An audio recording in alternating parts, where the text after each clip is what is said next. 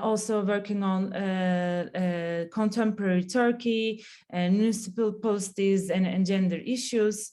And we have Pelin today. Also, she's a senior researcher at the Center for the Study of Global Regions at the Institute of International Relations in Prague. She holds a PhD in political science, and she is also a lecturer at the School of International Relations and Diplomacy at Anglo-American University in Prague. Also, she's an experienced researcher in social movements and democratization through a particular emphasis on contemporary Turkey. And today I will also be talking about some aspects of Turkish politics on gender issues, and I'm also a PhD student in Charles University in the Institute of Sociological Studies, and I'm also focusing on political science and migration and gender issues in general. And maybe we can start with Lucie, and we can start our presentation all together.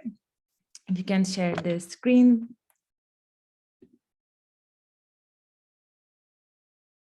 Yes, thank you.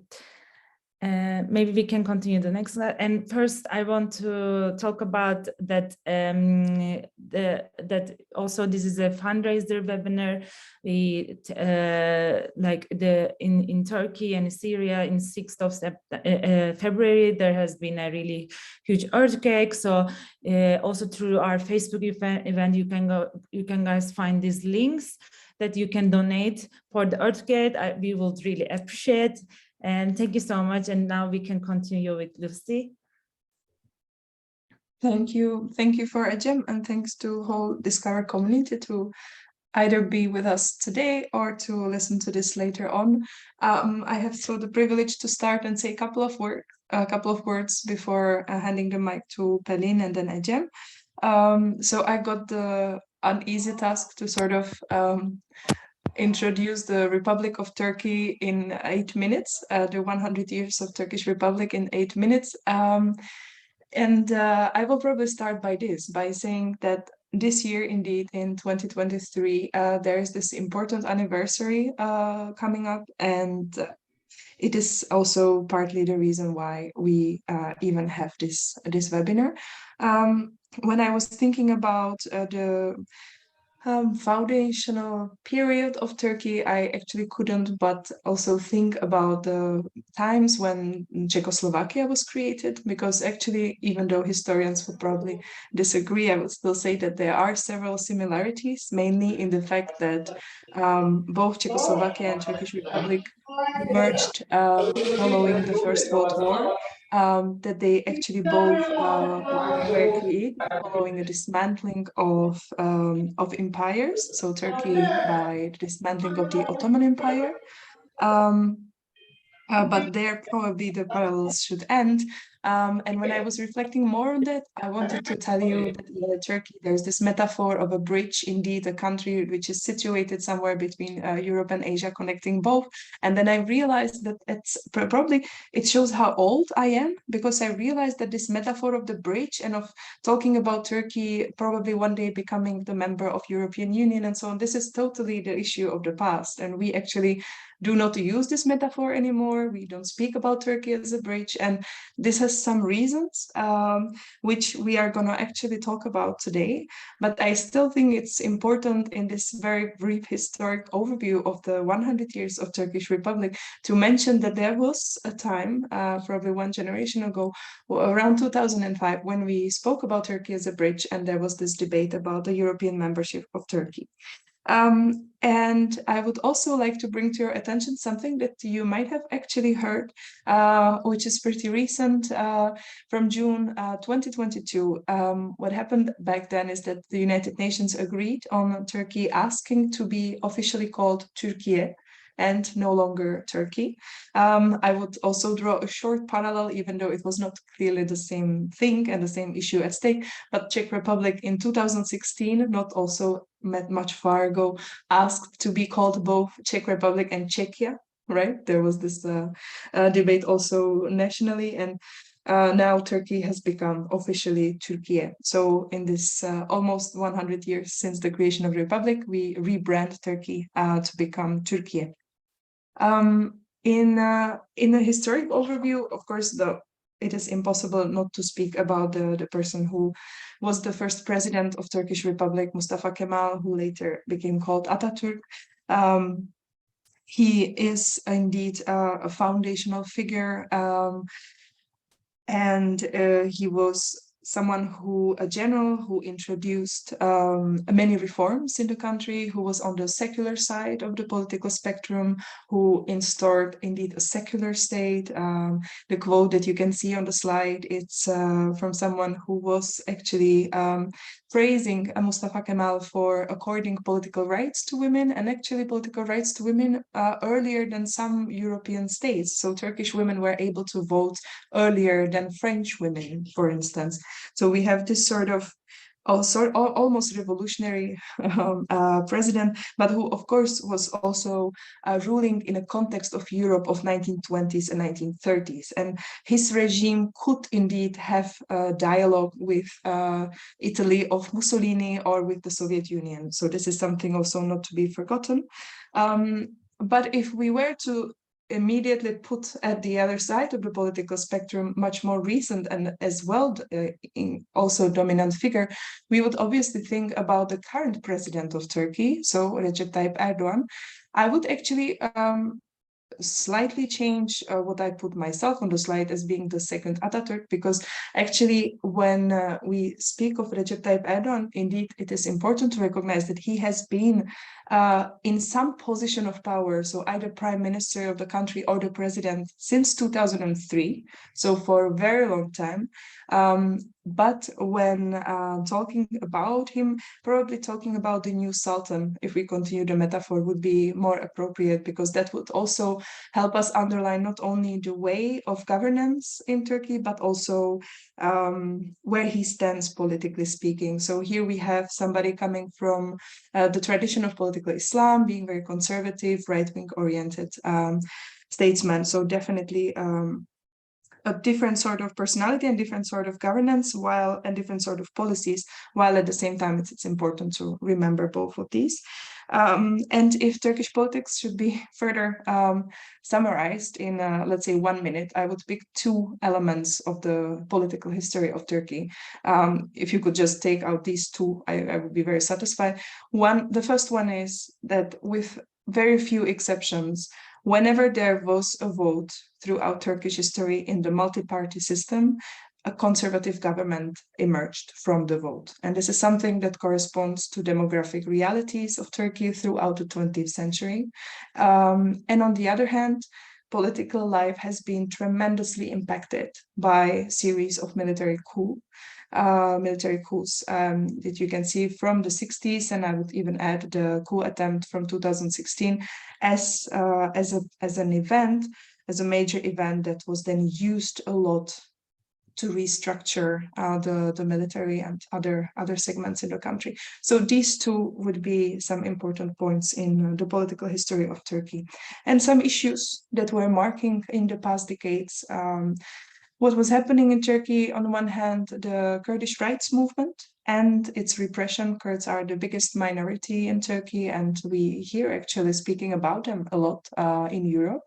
Then the issue of political Islam, which emerged since the 1970s, but actually has been on the table since the AKP was in power, so throughout the 2000s as well. And finally, the authoritarian rule. You can see the front pages of two recent publications about Turkey, one actually positioning Turkey somewhere between democracy and authoritarianism, and the second one speaking clearly about the authoritarian politics in Turkey.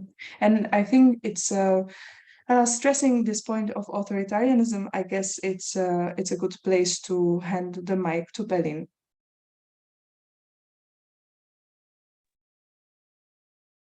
Thank you. So I am moving on without stopping, and I would appreciate, Lucie, if you actually move the slides as we continue. And also, I mean, I also want to congratulate you for doing this really tough job of summarizing the Turkish history in such a simple and in such a neatly organized way. I think that's really the best way to summarize the history. So I will do the easier job of talking about contemporary Turkey and more about Erdoğan government and the AKP that is already in power for the last 21 years. And the last 21 years of Turkey is known as a process of autocratization in Turkey. So I want to talk a little bit about this. And actually, autocratization is a term that is coined just very recently to refer not just to Turkey, but several other countries in the world, from India to Nicaragua, and now Tunisia is also part of the trend. And within the European Union, Hungary and Poland are known as the two cases of autocratization. This is what does the autocratization mean? It's a very complex phenomenon. It's based on the decline of liberal democratic norms in a country over time, and it happens through a process rather than being a sudden change. So Turkey is known as a country with its history is full of military coups and collapses of sudden democratic moments. But this has been just like just like the other similar countries in the world, has been a really gradual process which spread to around 15 years maybe. So the last 15, also there is not an agreement when autocratization actually started in Turkey, because when AKP came to power in 2002, most of the experts and international observers were saying that Turkey was democratizing, and especially between 2002 and 2007. And so based on what can you say that a country democratizes or autocratizes? By looking at let's say the restrictions on free speech, suppression of the opposition, human rights, and decline in the the rights in general, and the fact that there is higher levels of discrimination, gender equality goes in decline. So it's a really complex phenomenon, and it can go as far as to the point when elections stop functioning as a free and fair institution. So, and that's actually where Turkey is currently. The elections today also cannot be said to be free and fair. So, and you can see in this graph how actually there is a very similar pattern that Turkey experienced in comparison with Hungary and Poland, and the purple line depicting Turkey, and the red line Hungary, and the green line Poland. So I would like to, as I mentioned, this is a gradual process. It happens in a slow, it doesn't happen suddenly. And you don't usually understand that there is autocratization when it starts. So what is this subtle process of autocratization? And let's look at the similarities with autocratization in Hungary, which can actually describe this subtle process.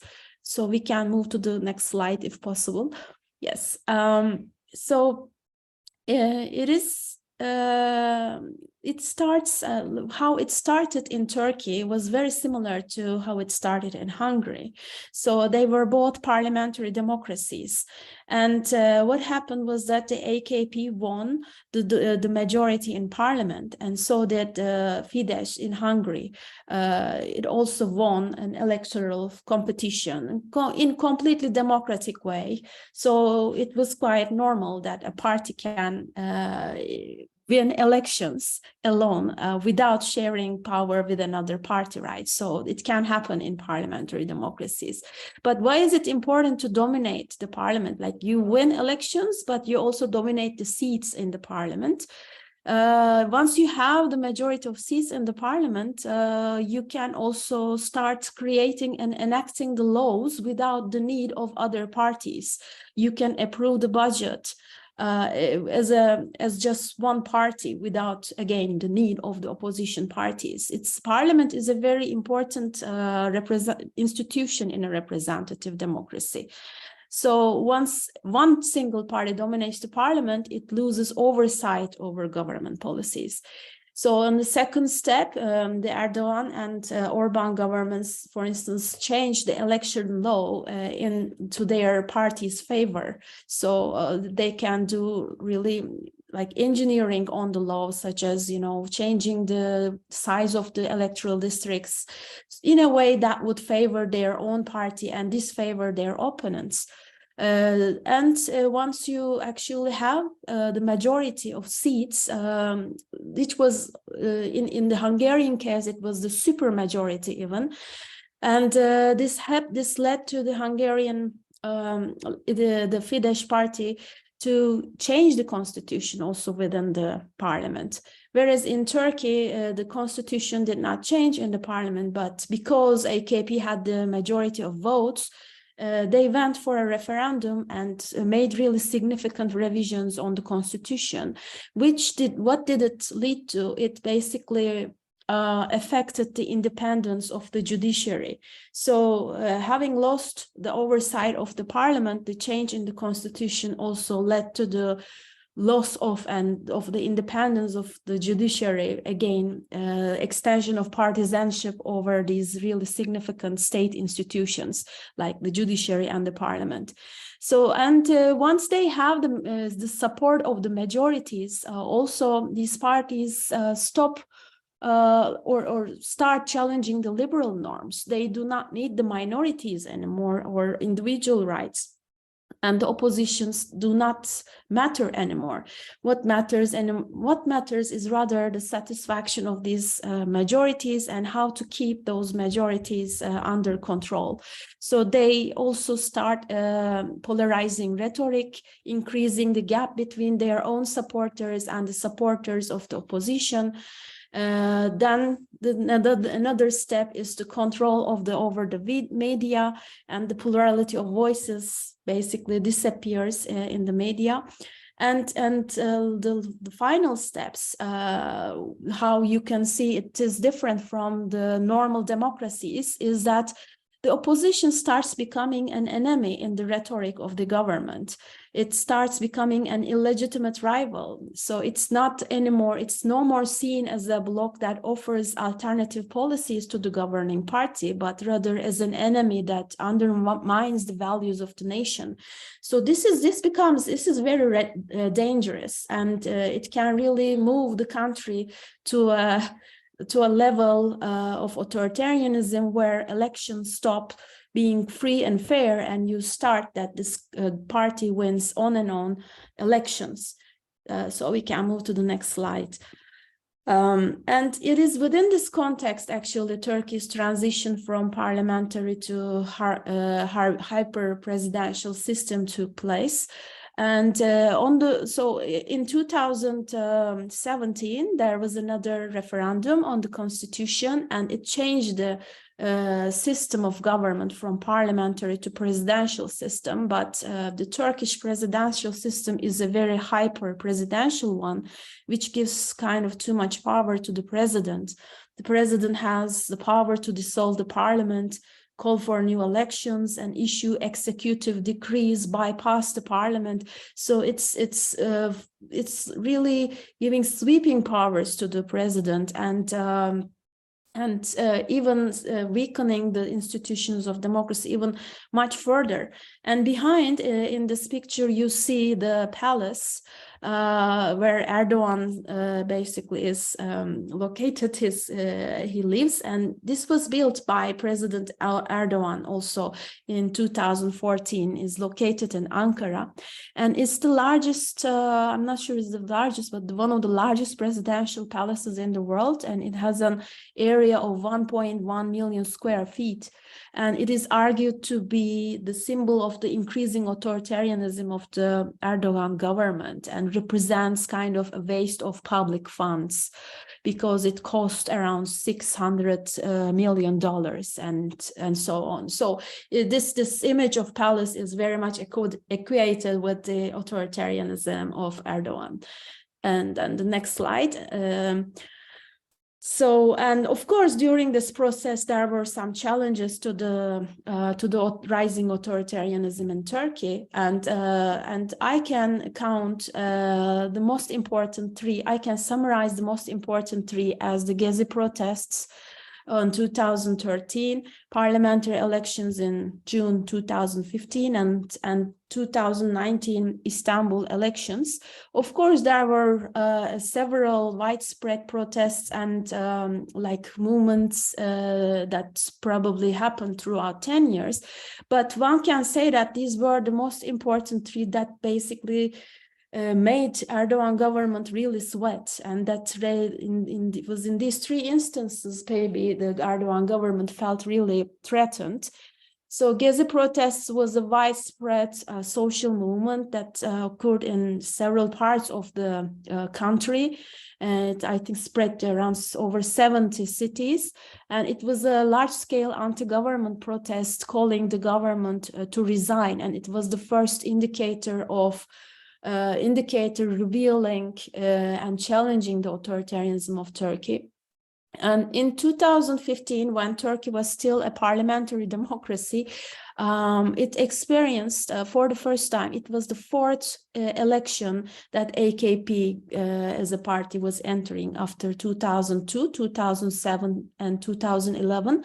June 2015 was the fourth election, and it was in this election when the AKP actually lost majority in parliament. So really, basically, it took the power to enact those laws and so on from the AKP. And also thanks to the rising power of the pro-Kurdish HDP party. It was first time when the HDP, the pro-Kurdish party, won a really large scale support and got over the threshold.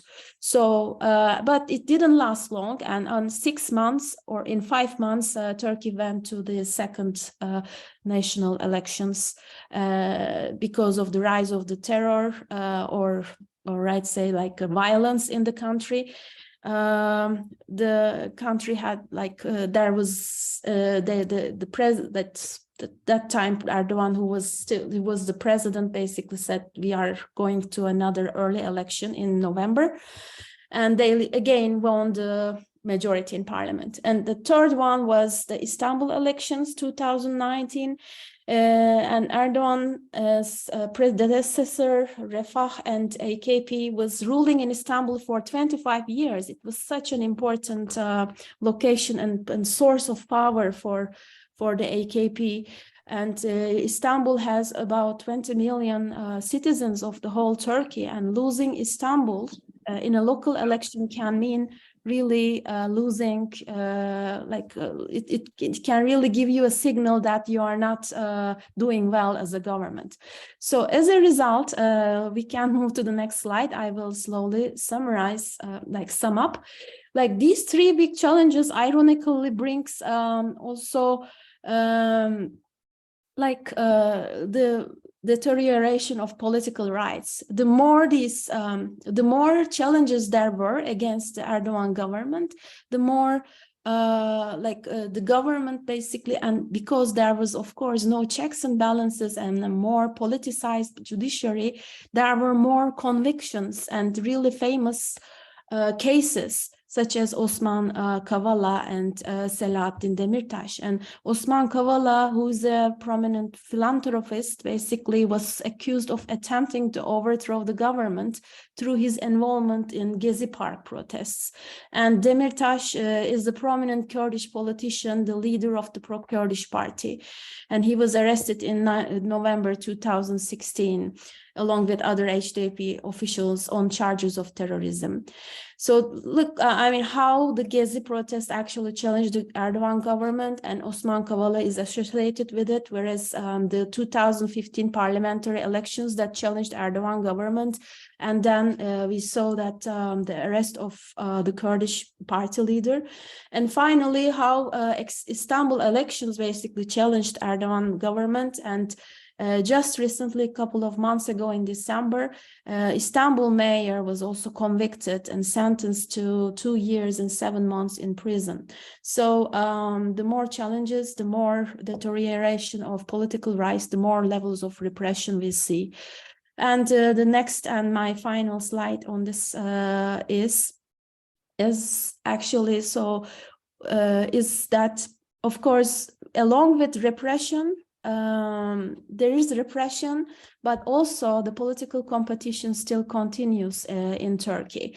So maybe I can say in comparison to Hungary, the level of repression in Turkey is much higher, because we also see violence, whereas we don't see really violence happening in Hungary. But in both countries, we see competition. We also see transnational solidarity between democratic actors like Budapest mayor. Budapest is also controlled by opposition in Hungary, just like Istanbul is controlled by opposition in Turkey. And they are like these mayors are constantly being intimidated by the government, and they also show solidarity with each other. No matter what, we should underline that even though there is an authoritarianism in Turkey, Turkey is not as authoritarian as North Korea or China or even, I would say, Russia, because there is still competition. There is still a strong opposition, which we will talk later, which can actually win elections, that it has a chance, which you cannot see this chance in other authoritarian states like China or Russia. So we should always not forget that it is an authoritarian state, but not fully authoritarian. So I will leave it here to Ecem, who can also draw parallels with Poland and Turkey. Yeah, thank you so much, Pelin, and thank you so much, Lucie. And I will also, like taking from Pelin's point from the authority governments and how like Hungary and Poland is drawing, Hungary and Turkey is drawing similar points. Also, Poland it's also drawing certain kind of points in terms of authoritative governments. And I will be touching upon today about the gender issues and how this gender perspective like implies the autocratic governments and with the rise of illiberalism and populism in these countries. And firstly, I will be talking about like how Poland and Turkey is using this kind of similar tactics to undermine the women's and LGBT rights, and how this also encouraged Turkey to withdraw from the Istanbul Convention. I don't know if you guys know what is the Istanbul Convention is. It's a treaty that's signed by many countries in Europe. It's against violence of women, and it's signed in 2011 in May in Istanbul, and Turkey was part of it. But last year, Turkey decided to withdraw from this convention, and this caused endangers of the women's rights in the country. If you can move the next slide, it will be great. And yeah, so actually, both in Turkey and Poland, we are seeing this rising influence of undergender politics, and in Istanbul, this idea of anti-gender politics goes back to 2011. That AKP started to feel more in the country, more pioneer in Islamic and nationalist authoritarian ideas. ideas, as this term gender equality started to disappear from the terminology. Instead of gender equality, they started to use this terminology of gender justice, and the government started to reinforce these pronatalist policies promoting motherhood and traditional family ideas. So what they mean with this gender justice is basically that the gender roles are God-given and naturally complementary, and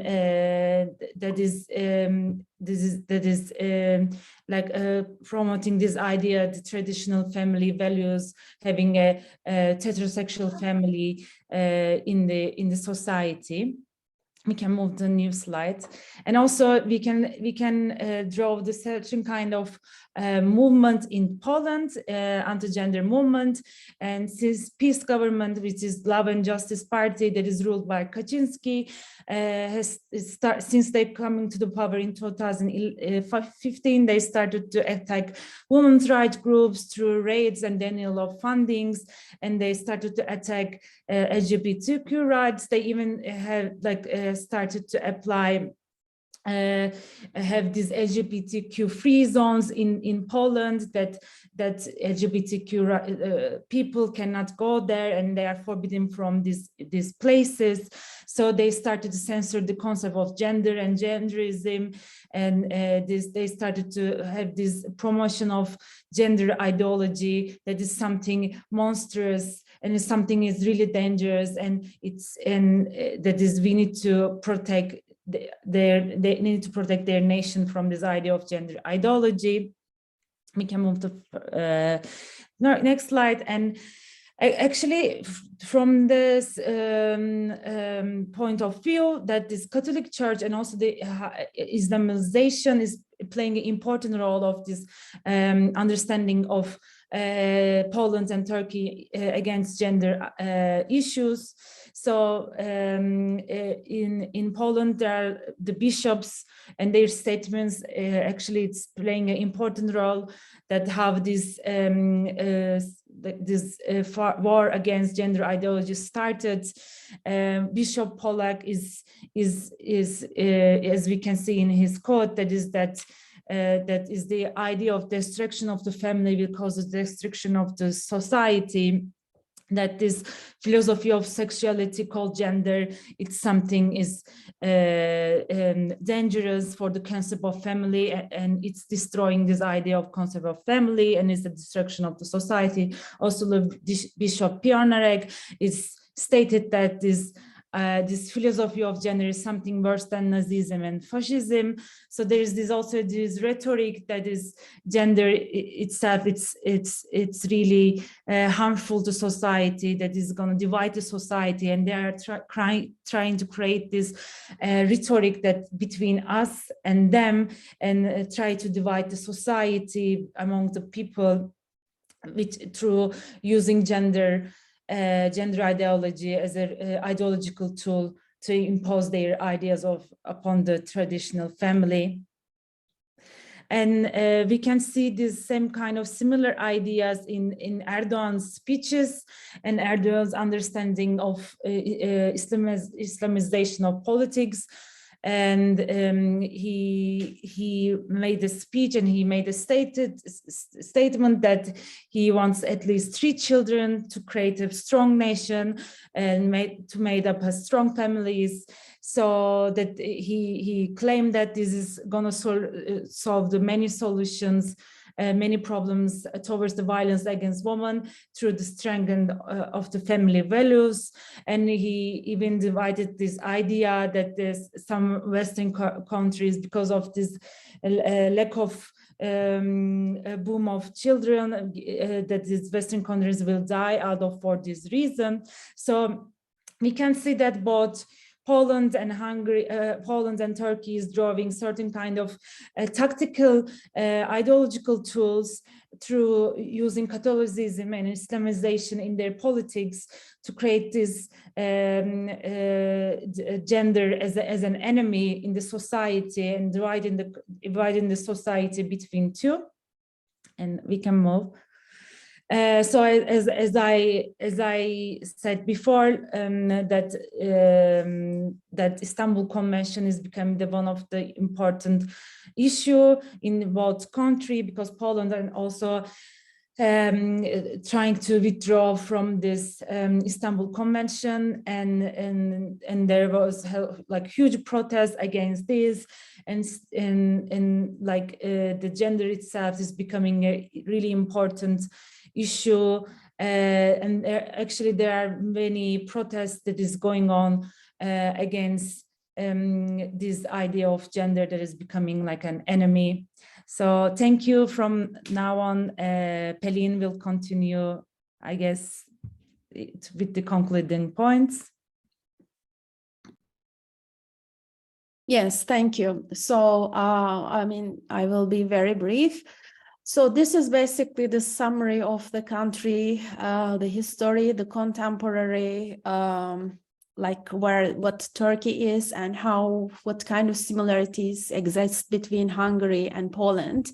So Ecem gave it from a more gender perspective, but you can see how actually there are, like, you see that the trends are not also unique to Turkey, but also in Europe we see it. Now, coming back to the the most important contemporary issue of Turkey is that it's going to go through a major election on May 14th. This is the presidential and parliamentary election, and both the presidential and parliamentary elections are held on the same day. And so Lucie in the beginning mentioned that this year is the 100th anniversary of the Republic of Turkey, and some people equate this election on May 14th as a really big critical juncture in which the Republic may be reborn. And I personally agree with this, because it's a very important milestone, this election. And we mentioned that the existing level of authoritarianism in the country, a government that is in power for 21 years and is doing basically everything to continue to be in power. So what will happen? And is there a way to change this really powerful government? And in fact, there is, and that's why what makes these elections so critical, so important. It is going to be very difficult, but at the same time, it is possible. So far, until February 2023, the election process was dominated by two major issues, which was the Syrian refugee crisis and the economic crisis. So Turkey was already going through a big political crisis, and there is a big influx of Syrian refugees that are currently residing in Turkey, and Turkey is providing some healthcare and economic and education services to these refugees. But many people are asking what is going to happen, how long, whether the refugees are going to stay or leave. And it remains as a very important policy issue that needs to be resolved. There are over 3.6 million registered Syrian refugees in the country, and the Erdoğan government was often criticized for this particular policy, and it was a challenge and really undermining its power. And second issue that was also challenging the government power was the economic crisis that Turkey was going through. The Turkish lira really lost its value, and there is a really high percentage of unemployment. People basically start living near starvation wages. So it's like one of the worst, most, let's say, moments of poverty. So, and economy is a very important driver of elections in Turkey. When you perform economically well, you always have the chance to be re-elected, and that's how Erdoğan was being elected in the first decade of its government. So the fact that these two crises existed was a major challenge to Erdoğan. But also in February 2023, as Ecem mentioned, there was a huge earthquake with two big earthquakes, 7.7 and 7.8 magnitude. And this was really the worst, or let's say, the worst catastrophe ever observed in more than a century in Turkey. And disasters of this magnitude do not happen often. Really, it happens only in centuries. So interestingly, it happened really 3 months before this election, and it basically dominates now. This issue dominates the issue of Syrian refugees and economic crisis, and it revealed many practices of corruption and also criticisms of urban planning. And it basically, the official death rate is around 47,000 right now. But the unofficial numbers, the unofficial sources from the ground indicate a much graver situation, something around 100,000. So it's a very big catastrophe, and it really undermined the possibility of or the power of the Erdoğan government, and that's how Turkey is entering the elections. So the next slide, and this is going to be our last slide. So think about this regime as an authoritarian regime where opposition is weak, but actually is not, but at the same time not weak. Think about a soccer match where there are two teams, and this is how, by basically two of my really favorite political scientists describe the regime called competitive authoritarianism. Think about two soccer teams, and which are playing a soccer match, but the rules are skewed in favor of the one team. And let's say while one team has 11 players, the other team, the opposition, has, let's say, 7 players. And the referees work in favor of only or for one side. So this is how Turkey is entering the elections in completely unfair conditions for the opposition. The opposition parties established its alliance. There are currently 2 alliances, as well as some other figures that appeared. On the other side, of course, the government, Erdoğan government, also established alliances with some other parties. So how can the opposition, if it can be, it is very difficult, but how is this possible? It is possible based on 2 conditions, I would say. The alliances, opposition alliances, must become unified in terms of supporting one joint presidential candidate, and they should not be coming with their own candidates, but unite around one joint candidate. So far, the process is still in process, and we do not know yet whether the pro-Kurdish party will support the already nominated candidate of the secular Republican People's Party, as well as some other minor Islamist parties. But it is in the process, but it has to happen if for the opposition to win. The second important condition, I would say, is that the opposition must spend extraordinary effort. This is not like any democratic election. It requires an extraordinary effort of the opposition players to mobilize the undecided and protest voters. They need to give a strong message of determination to win the elections. You need a wave of hope that surrounds the people. So these are the 2 criteria, one single candidate and mobilization of the undecided voters. And we will see in the next 2 upcoming months whether the opposition will manage to achieve these goals. So I will end my talk here. Thank you so much, Pelin. Thank you so much, everyone, Pelin and Lucie, for this fruitful presentation and everything. So remaining 10 minutes, we will be taking some questions if you guys have. Yes.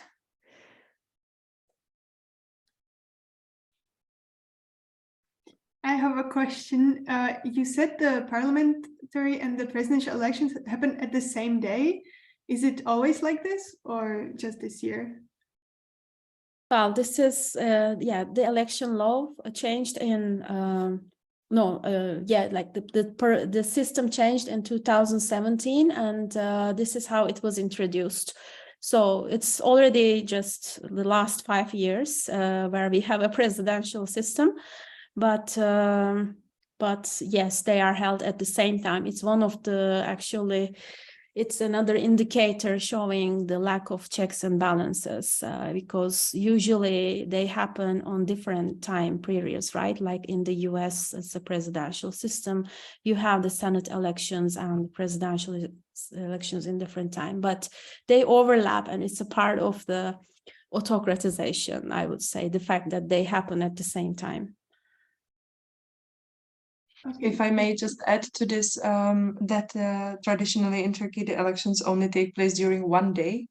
So it's also different from what we are used to, for example, in Czech Republic, then that you know that you don't manage to vote on Friday afternoon, then you still have Saturday morning sort of to make it. But in Turkey, it's one day and that's it, at least for people who are voting in Turkey, of course, not abroad. And that there is this, we were speaking about the earthquake, but politically speaking, there is this huge challenge. So we are actually having this webinar exactly 2 months before the election for those who will be watching later on. And it's going to be an incredible challenge to provide the possibility for several millions of people who are now internally displaced to actually vote. And where would they vote? Because the vote is based on address. And now there is no address anymore.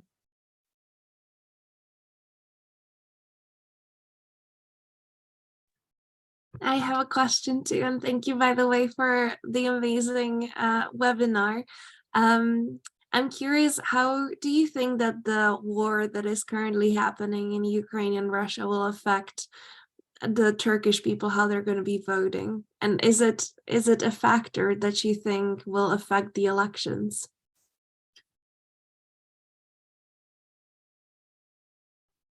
Shall I go ahead? And please also, if you want to complement.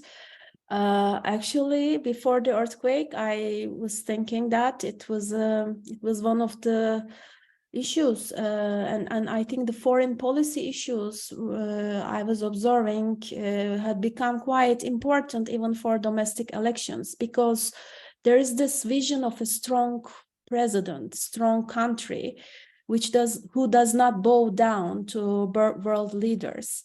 So one could see the images of Erdoğan with Putin, and that Turkey was always having this balancing position in this conflict.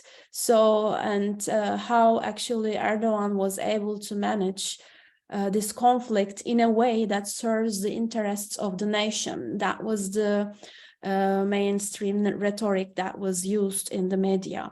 And this is like, I don't know if my colleagues can also support, like in Turkey, that there is a political culture that really prioritizes strong leaders. And that's the same thing with Atatürk, like what Lucie mentioned, is Erdoğan the second Atatürk. And the Turkish people care about strong leaders, and sometimes it is more important than rights. And so that's a culture. So having such images with Putin and like showing how Turkey can actually get through this conflict in a way that protects its own interests, I was thinking that it was kind of having an influential, it was quite influential on elections, but it's not anymore. And it's, I would say, earthquake like basically opened a completely new page and really changed the balance, the dynamics. It completely changed the dynamics. So now actually this is the priority issue. That's how, I will end here if my colleagues want to say something more. I think I have really nothing to add to what you just said, Pelin.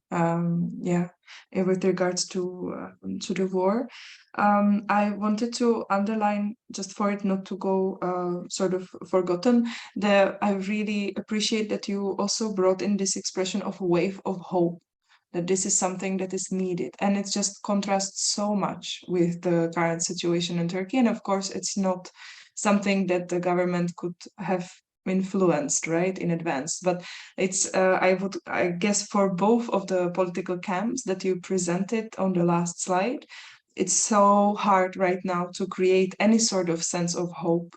And indeed, if anything can be constructed in the upcoming 2 months, that would be the biggest challenge.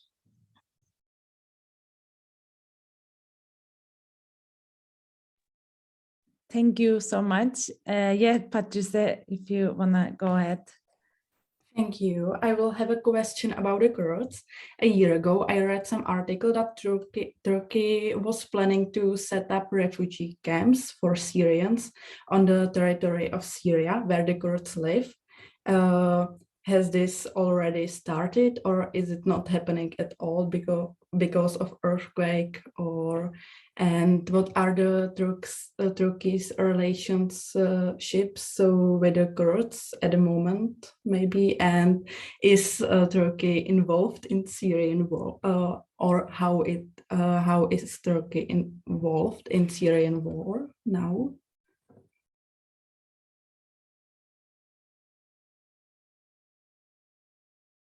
This is such a complex question for the final 3 minutes. Pelin, do you want to start? I would give the floor to you first, because you are more knowledgeable on Kurdish issues. So I don't think so, but I will start, and then I will give the floor to you. So yeah, thank you so much for bringing this this question. Actually, when we first planned this webinar, we were thinking we will focus on the Kurdish issue. So the situation somehow got ahead of us, obviously, and but just to say that it's such a complex issue. There has been so the Kurds are not a homogeneous group, and we speak about more than 30 million of people, and they do live spread in the territories of several states in the Middle East, and of course the huge diaspora in Europe and in the US. So the Kurds in northern Syria, they have been indeed targeted by at least 3 military operations of Turkey in the past couple of years. And internationally speaking, these operations were argumented about as aiming to create a sort of a buffer zone between the organized Kurds of northern Syria and Turkey. And you are right that there was this plan to basically move at least part of Syrian refugees to this territory. And to my knowledge, because I haven't done field work on the spot, but to my knowledge, there have been some movement of population happening, but I wouldn't be able to tell you the scale. Now, I would also like to differentiate in the question to what is the situation of the Kurds in Turkey, or what is the stance of the government towards Kurds. Then the answer would probably be also very different if we were speaking about the organized Kurdish opposition within Turkey, still underlining that even in the Kurdish region in the southeast Turkey, AKP comes as the second strongest party. So we still have Kurds who are obviously, as every electoral body, who are divided also based on not just ethnic lines, but in these religious and political ideological lines. So that wouldn't also be very easy to actually provide a more encompassing answer because of the internal divides between the Kurds in Turkey.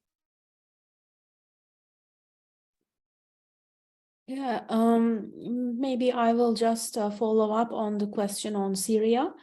So Turkey is definitely involved in the war in Syria, or the conflict in Syria, and conducted several military operations like in the last 10 years, or like since I think 2016, and there was like a peace spring in 2019. And so it's like the goal is usually stated as to fight the terrorist groups, and that the main official discourse of the government is that ISIS and the Kurdish the ISIS and the Kurdish Kurdistan Workers' Party are both terrorist organizations, and we should approach both of them in a similar way.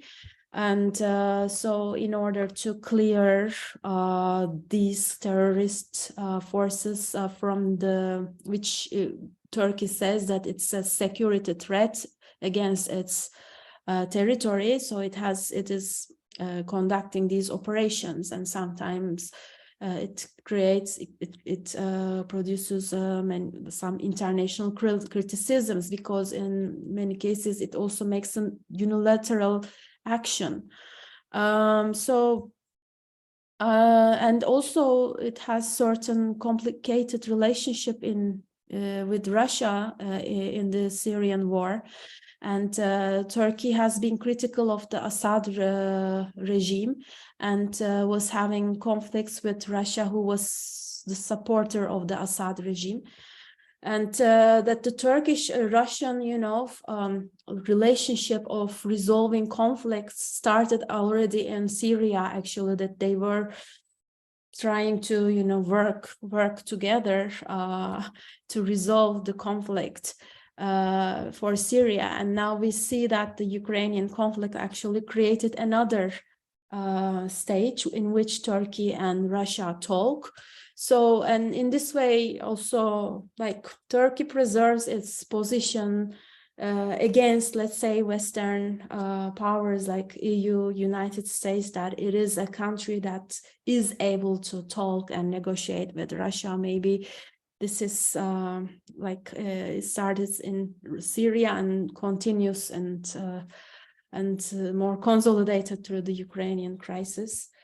I'm not expert on much on foreign policy, so I'm not going more into details, but your question was whether in what way Turkey was involved in the Syrian war. So this would be my basic summary.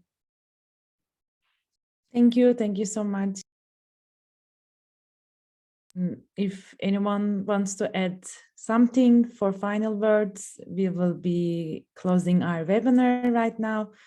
But thank you for joining us. It was a real pleasure. Thank you, Lucie and Pelin, for the discussion and everything. And if you guys have any other questions, maybe you guys can email. We can share our emails in the page of the event, and you guys can email and ask further questions, and you can follow the Discover page also. Would be nice. So thank you so much. If no one wants to add anything else, we can finish here, I guess. I have just one more note. If anybody here would like to share feedback, we would love to hear it. I sent a link in the chat. It will also be posted on the event. And you can also ask the questions you think of later there, or you can suggest new topics that you would like to hear covered in the next webinar there. So just please have a look at it. We would appreciate it a lot. Thank you everybody so much. I'm stopping the recording.